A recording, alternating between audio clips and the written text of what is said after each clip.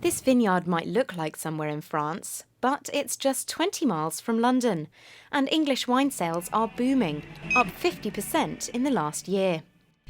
This is the largest of over 400 vineyards across the UK. 20 years ago it was just a normal livestock farm, but now it's turning over 400,000 bottles a year. But even that's not enough to quench our thirst. Industry experts say that demand's now outstripping supply. There's a great movement that's undergone quite recently for regional food and drink. But the enthusiasm, there's no doubt about it, there's a lot of enthusiasm and more people are drinking English wine. The largest retailer of English wine has seen sales rise by 50% this year. And the vineyards have been growing too. We've calculated that they've increased by 62% over the last 5 years. But it doesn't take a field to grow wine. Today, this factory car park in King's Cross is being transformed into a vineyard.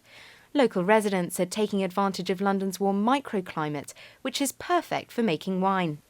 Just from this little tiny piece of waste ground, we could get 150, 180 bottles of wine, which is amazing, really.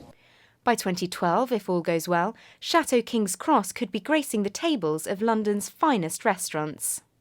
Acorn House has already expressed an interest. They see wine grown in England as a real selling point, as locally sourced produce is more popular than ever. The customers come and actually specifically order it because of our stance on the environment.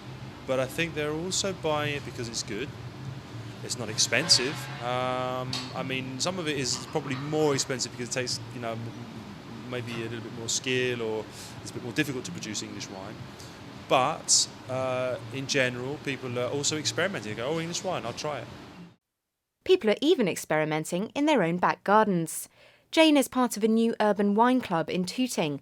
Local residents pool grapes they've grown individually to make a community wine.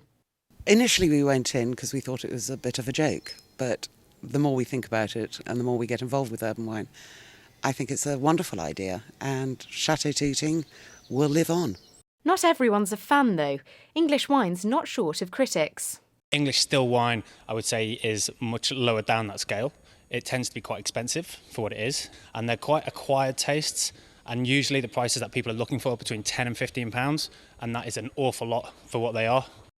But with global warming set to increase temperatures in France, leading champagne houses have already scouted out land on this side of the Channel. They'll see if England's got what it takes to be the new champagne.